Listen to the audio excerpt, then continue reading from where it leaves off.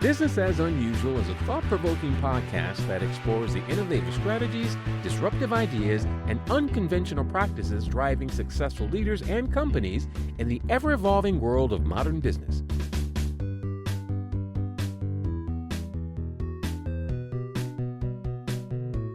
Subscribe, comment, and share for weekly inspiration with our host, Aicila. Welcome to Business as Unusual. Today we are joined by Padideh Jafari, Esquire, founder and CEO of Jafari Law and Mediation Office, with over 22 years of experience handling complex cases. Padideh uniquely approaches her work with a psychology-based method, even serving as a podcast co-host on the Narcissistic Abuse Recovery Channel, or NARC. On NARC, she educates listeners on the complexities of narcissistic relationships, empowering them to set boundaries and lead with purpose.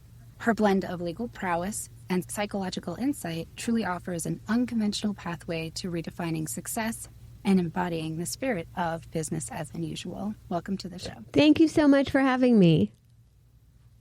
We're going to range a little bit around all of this, but I know one of the things that we sort of bounce back and forth with the topics that you like to talk about is that those boundaries and that leading with purpose. And I think also a lot of people have a suspicion, if you will, about the legal profession, and especially when it comes to something as tender and vulnerable as a relationship ending and abuse.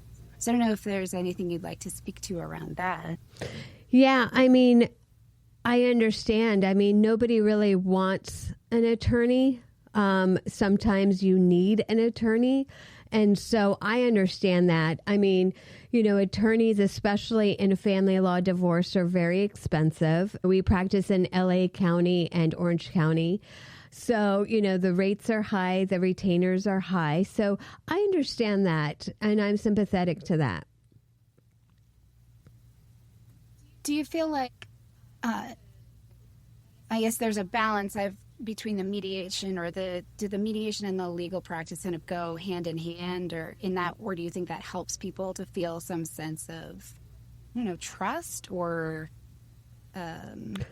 right, being able to go through mediation? Right. So, there's different types of, when a client comes in, you have to give them, or we do anyway, give them options. We say, there's mediation, there's collaborative law, and then there's litigation. So mediation is where both parties come together to the attorney and they say, I want you to be a neutral lawyer for both of us. So we can't really tell them what to do. We have to just give them options and tell them what the law is.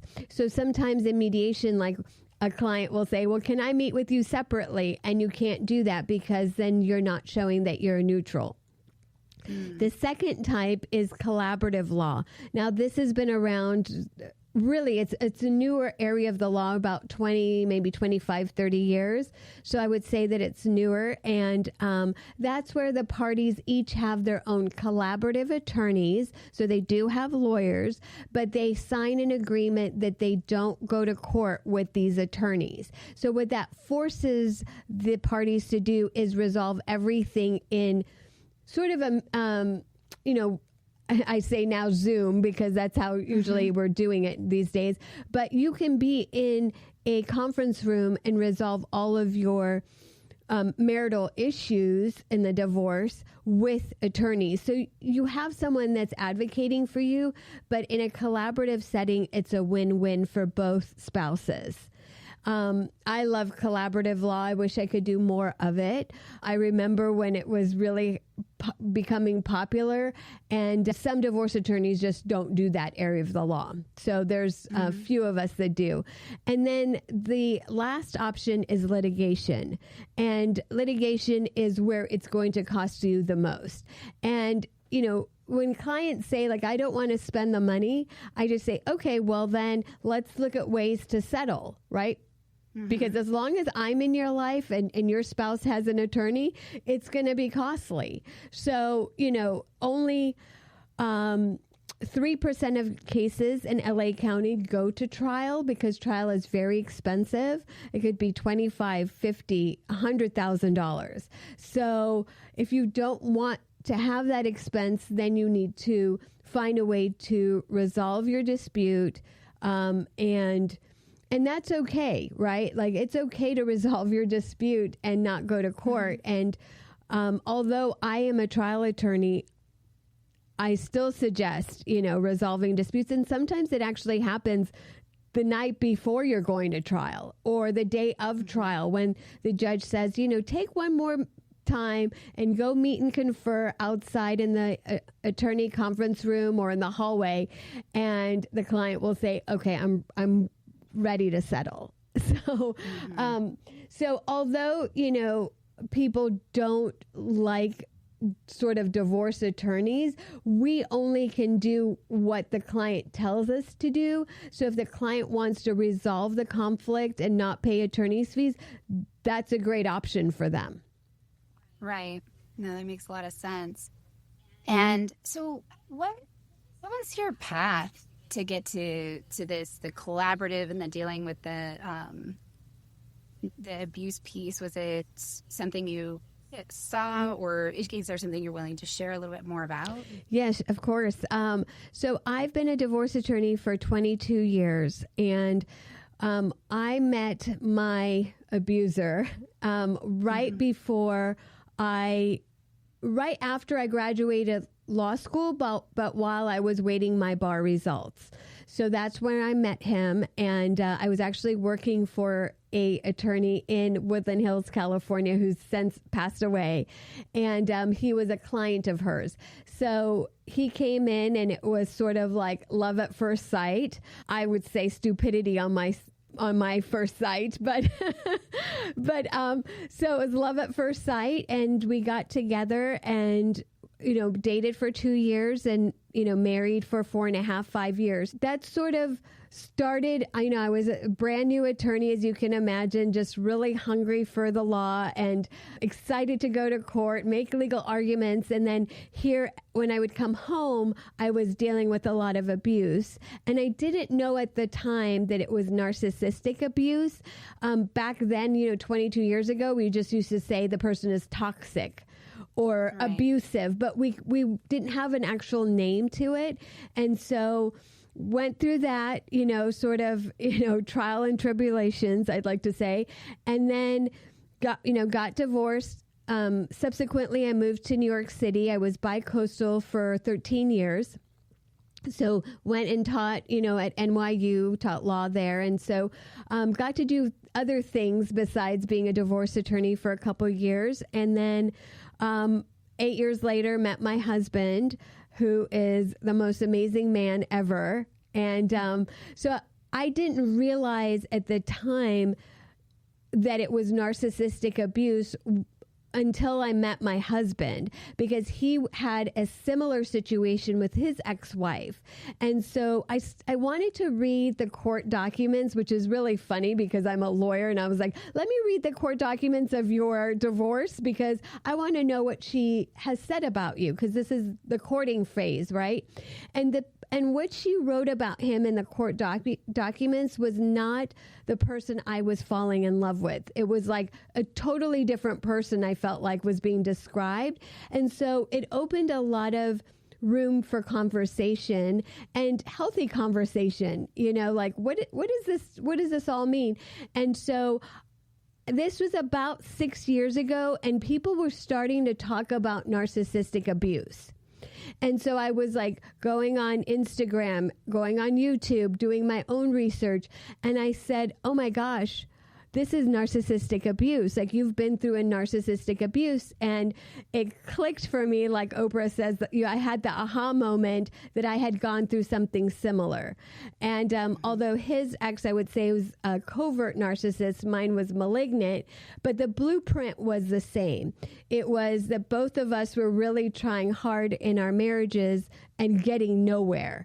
And so that's why I have such a passion about informing the community about narcissistic abuse, because I am actually a survivor of it myself. Yeah. That's powerful. How does that show up? Would you say that how that shows up differently in the divorce proceedings? Is it pretty much the same type of thing, or are there things that you've noticed that are different when somebody's dealing with that? So the thing about narcissistic abuse is that the blueprint is very similar in every situation, but the stories are different. So when I have clients coming in and they'll say, I was abused, sometimes they don't even know the word narcissism. And so, we'll go through it and I'll, make notes, and then I'll say, have you heard about narcissism? And maybe you should go to therapy and kind of explore that, or I'll give them a book or something like that. And I'm all about education. Like, I'm not here to diagnose anyone. Obviously, as an attorney, that's not my specialty. But I think it's important to put a name to what you're going through.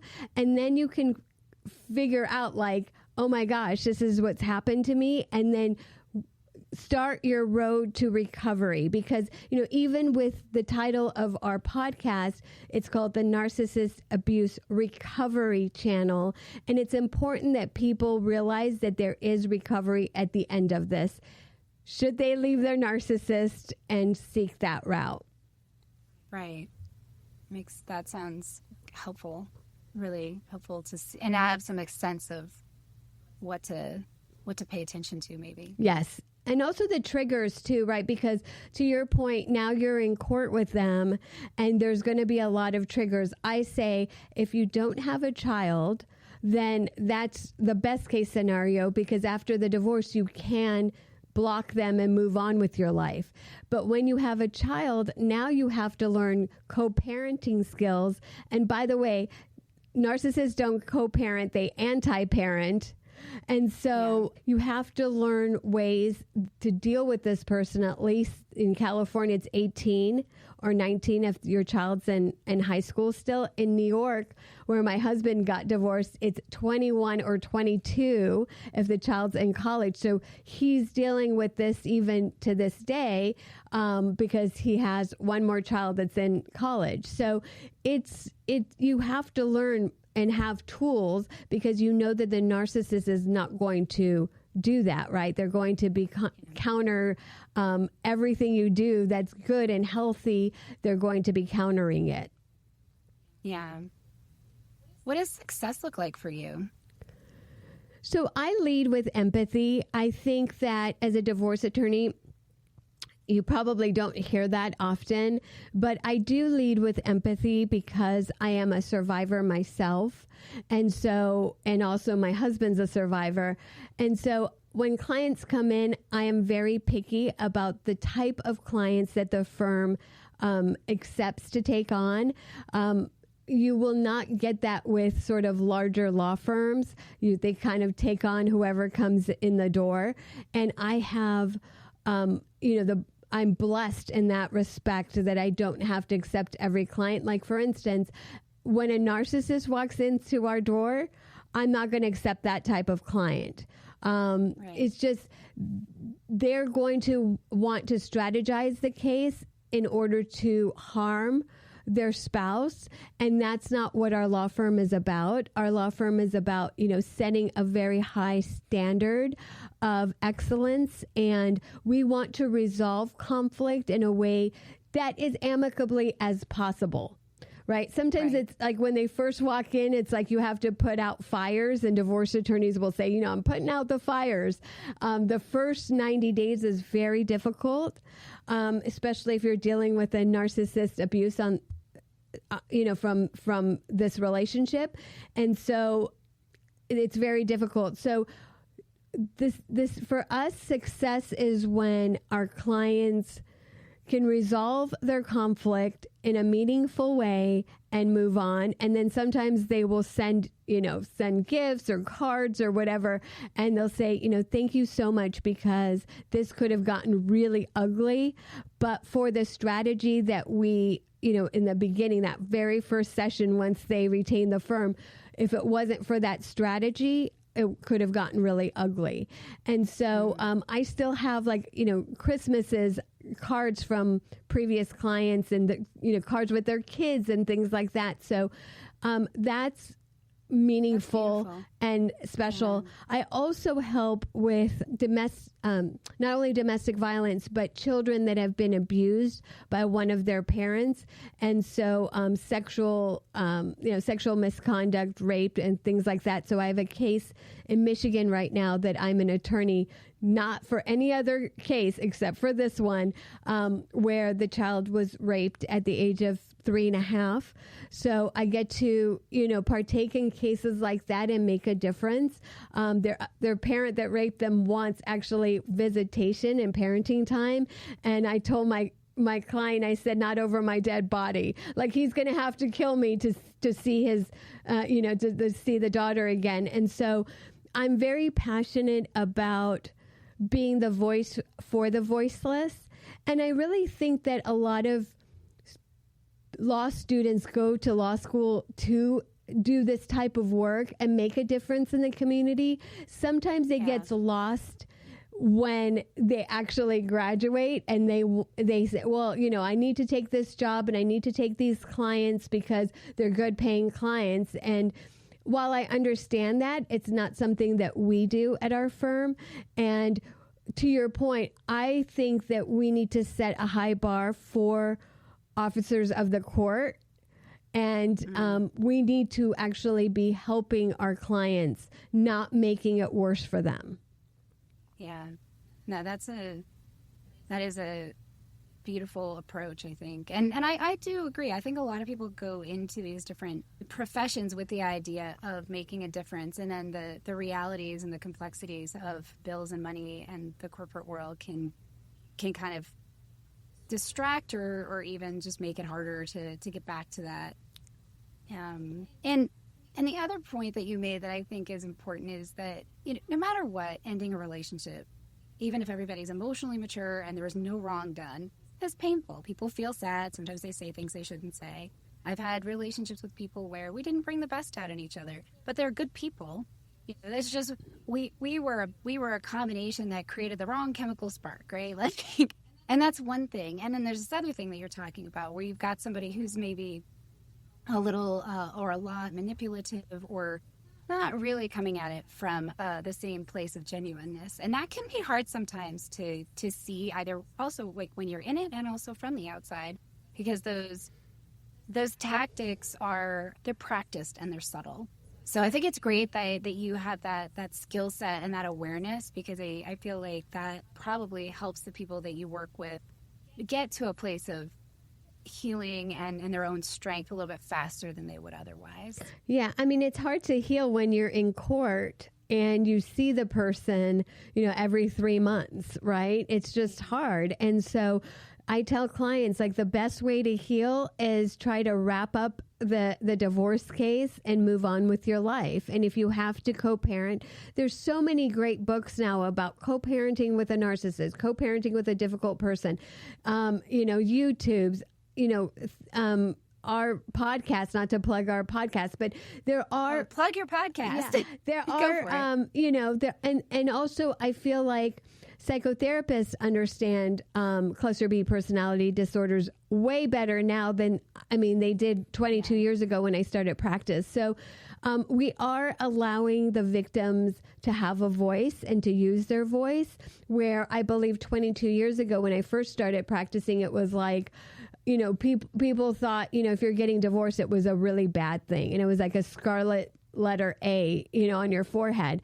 I come from an Iranian background, and I know divorce is still frowned upon. But 22 years ago, it was even more so. But I think that, society, we need to acknowledge that sometimes things just do not work out, and one person has the best of intentions, or even maybe both parties have the best intentions. I do think that, barring any psychological trauma or narcissism or cluster B personality, I do think that sometimes people give up on marriage too easily.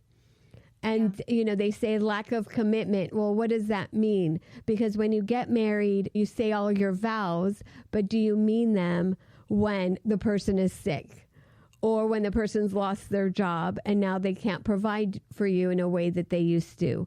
you can tell I'm a hopeful romantic, not hopeless, but I'm a hopeful romantic.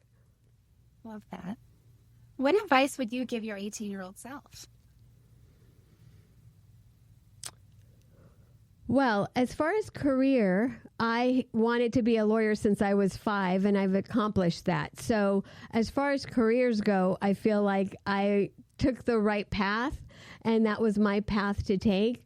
But I would say just put boundaries around your empathy. I think it's really, really important, like some of us are just born empathetic, and I think that's a great thing, but you have to realize that takers will weaponize that, and you need to put healthy boundaries around your empathy. And so I feel like, as I just turned 50 in November, I feel like I do that now. And you also have to realize that not everybody wants your help, and sometimes victims like to be victims. And that's just, as plain as it gets, right? Mm-hmm. And so sometimes I feel like as an empathetic person, you're there to help and offer advice or a listening ear.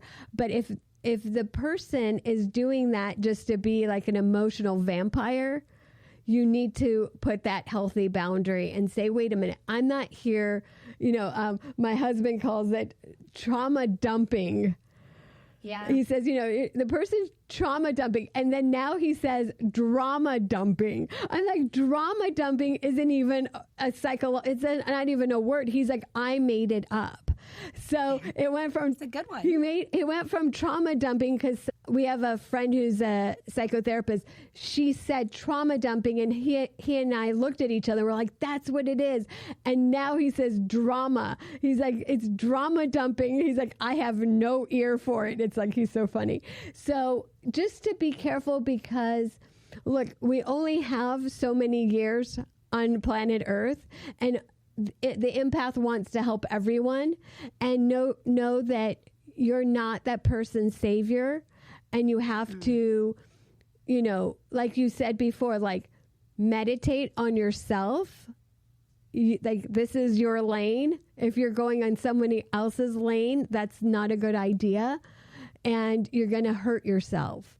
And also, if you have people drama dumping on you, and you sense that it's not going anywhere, and day in, day out they're doing this, you need to set a healthy boundary. Yeah.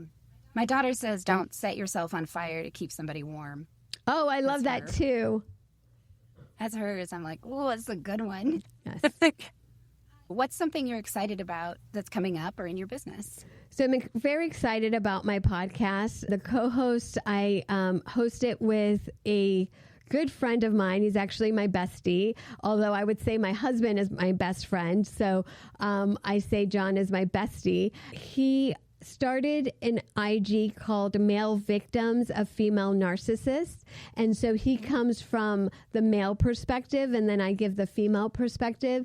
Obviously, it's called the Narcissist Abuse Recovery Channel on Spotify and Apple and iHeart and all those places where you get your podcast. I'm really excited about that. We don't make money from our podcast. We only try and inform the community at large about, these cluster B personality disorders, and tell them, if you're a victim, or we like to call them survivors, there are people that will believe you, and there is recovery at the other end of this once you leave the person and you work all that out.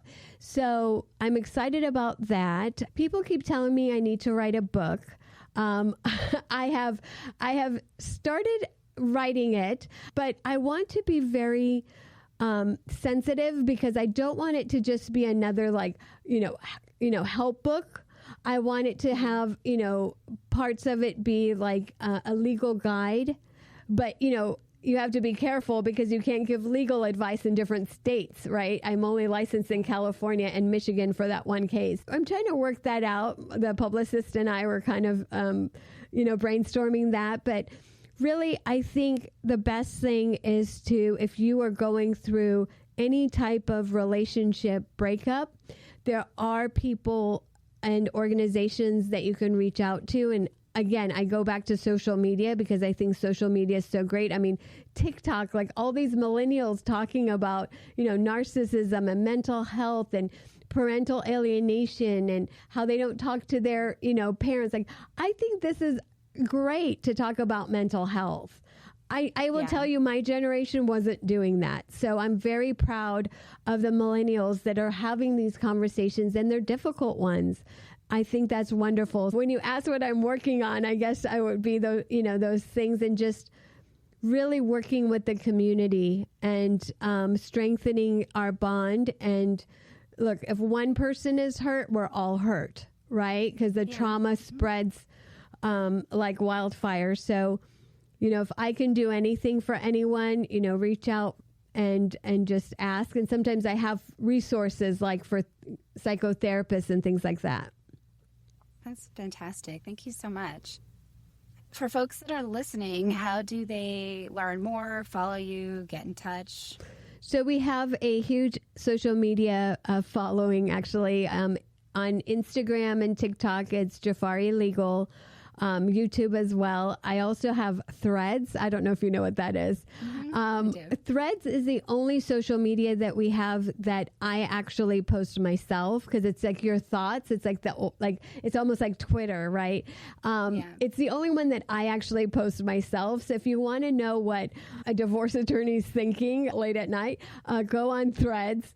But I think, again, the website's Jafari Legal. Just reach out. And if you have questions, sometimes I've helped people from other states find attorneys, because they're like, we want an attorney that is NARC informed. We don't want to just blindly go through, Google or Yelp or whatever. So we are here as a resource to help the community in any way we can. Oh, thank you so much. Is there anything that you wanted to talk about that we haven't touched on, or? So the Instagram for the podcast is narc.podcast. I do want to say one thing. Last month, I joined the board of an organization that's called CASA OC. So CASA is court-appointed special advocates of Orange County. That's why it's OC. There's one in LA, and it's a national organization. And what they do is they find mentors, volunteer mentors for foster children. And the great thing about that is that these mentors get to come to court, dependency court, and advocate for their foster child that they've been assigned to. And we have seen amazing results. 48 years, CASA has been in a charity that's been around. And I think, organizations like that are making a difference. And if you are an entrepreneur, get involved in the community in a very, don't just write a check, because anyone can really do that. And as a business owner, you may want to do that. But get involved in your community, and then you'll see the difference.